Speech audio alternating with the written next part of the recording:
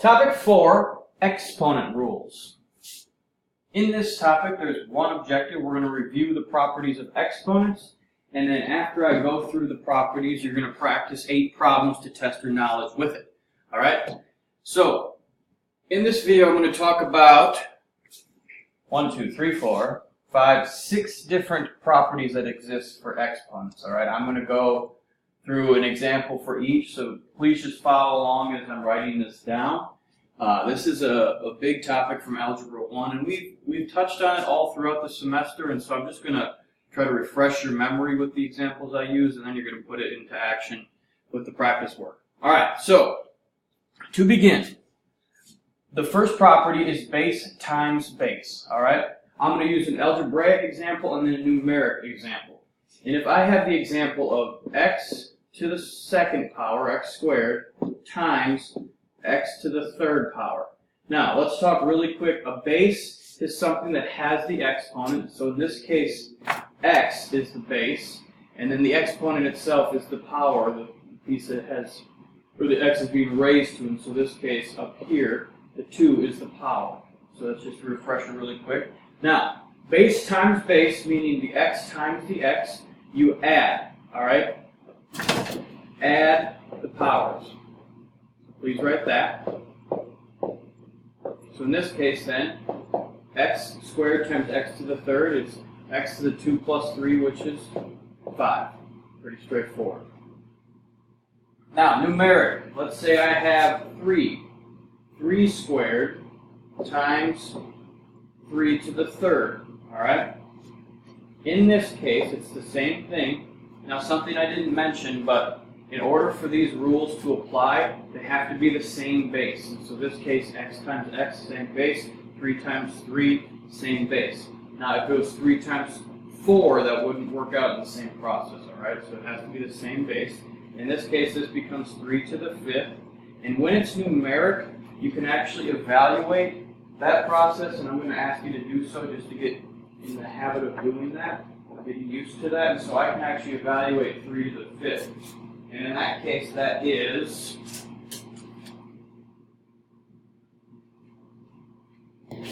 243. All right? So if it's variables or algebraically with just variables, you would leave it as x to the 5th, but numerically, 3 to the 5th becomes 243. Moving on, base divided by base. If you remember, when it's division, you subtract the powers, or exponents, the powers. All right, so please make note of that. Now, algebraic. If I'm going to do x, let's say a higher number first, and we're talking about negative exponents later. So x to the 4th divided by, and I'm going to write it as a fraction, x squared. This becomes x to the 4 minus 2, subtraction. You subtract the powers, which equals x to the power of 2. Pretty straightforward, all right?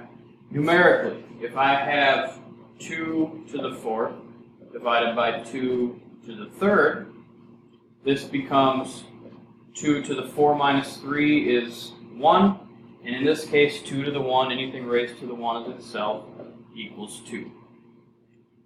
Pretty straightforward, I hope. But remember, so base times base, you add the powers. Base divided by base, you subtract the powers. All right, moving on, power raised to power. If it's a power raised to power, you multiply the powers. So in that case, if I have x to the 3rd, y squared, and all of that is being raised to the 4th. This becomes then, that 4 interacts with that x and that squared, x to the 3rd raised to the 4th, 3 times 4, again, because if it's a power, this power of 3 is being raised to the power of 4. Whenever that happens, you multiply them. It becomes x to the 12th, and then y to the 8th. 4 times 2 is 8. And I am done with that. All right?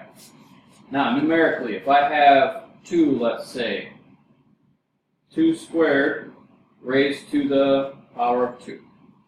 This turns into 2 times, or 2 raised to the 2 times 2, which is 4, and in that case 2 to the 4th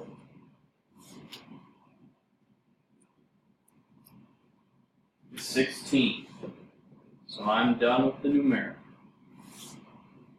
Moving on, base raised to a negative exponent. All right. So let me do 2 examples. Base raised to the negative exponent means turns into the reciprocal, I'll say.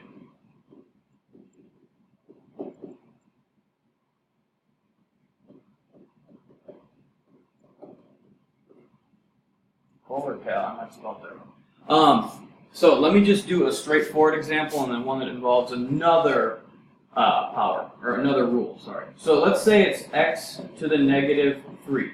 Anytime you have an exponent that is negative, I like to say that it is unhappy, negative people are unhappy, and so you have to move it for it to become happy. And what it means to be turns into the reciprocal is technically anything is raised, I'm sorry, not raised, anything exists over 1 if you want to write it as a fraction. So the reciprocal of that becomes 1 over x to the 3rd power. But when you flip it, when you make it the reciprocal, it becomes happy, so it's no longer a negative 3. It turns into a positive 3.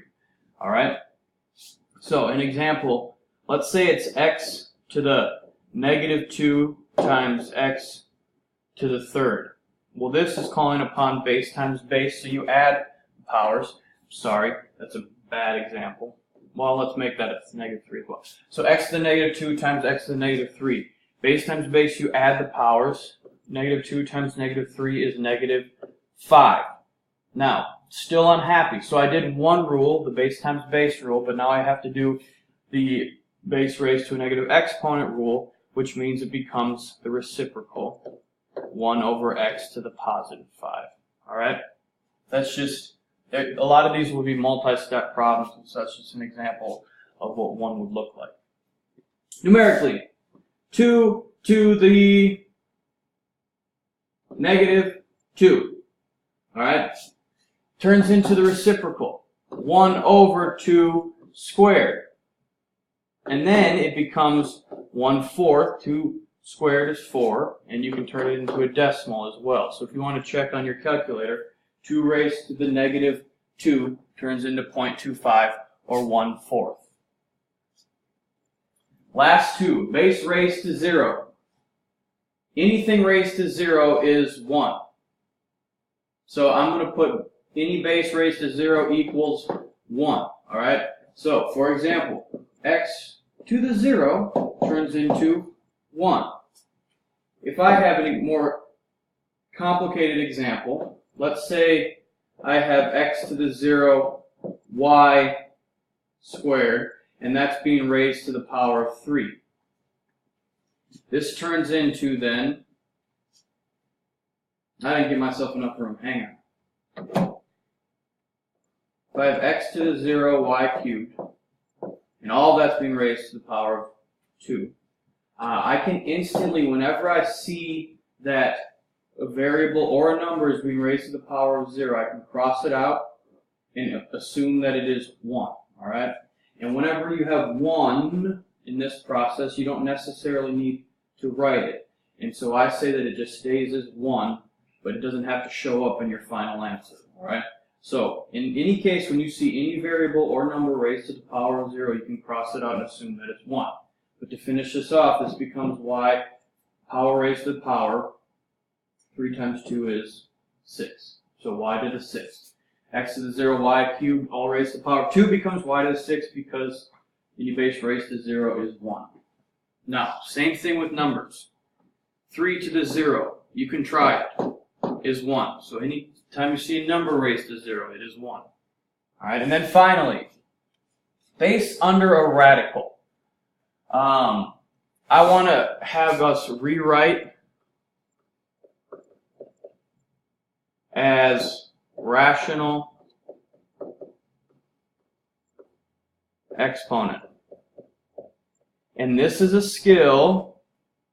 Oh no, I moved it. This is a skill that's supposed to say exponent. Come on. exponent, as a rational exponent. This is a skill that you just previously learned, all right? But this is important to utilize with exponent rules. So let's say I have the square root of x. I can rewrite this as a base with a rational exponent, all right? Call upon your knowledge from a previous objective in this module. You know that x is raised to the power of 1, and that the square root, the number here, even though it's not written, is 2. So, to rewrite this as a base with a rational exponent, it becomes x. The root goes below. Think of a tree. We talked about that. So the root goes below in the fraction. The power raises above, right? So this becomes x to the 1/2. So the square root of x is the same thing as x to the 1/2, all right? Because that comes into play a little bit, because what if I gave you this example? The square root of, let me rewrite this. The square root of x over the cube root of x. This can be rewritten as x to the 1/2 over, this is 1, x to the 1/3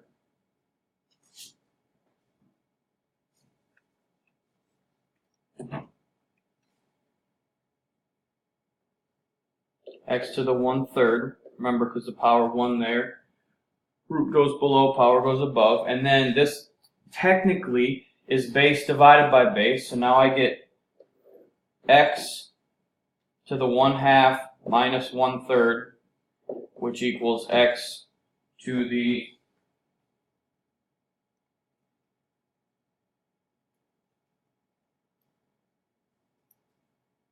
1/6. And I'm done with that. All right. So it's just important to know that you can rewrite radicals as bases with a rational exponent, and then apply the exponent rules to them to finalize this answer like this. That is an expectation, and a numeric answer to or a numeric example to finalize it. If I have the square root of 4, we can rewrite this as 4 to the 1/2 power. And the square root of 4 and 4 to the 1/2 power both equal 2. So it can be done the same way with numbers as well. Just remember, if it's numerically, you can actually bring it all the way to the final answer. But if it's algebraically, you leave it with a base and a power. Alright, those are the 6 exponent rules we'll be talking about. Now you get to put them into action with your practice. Thank you for watching.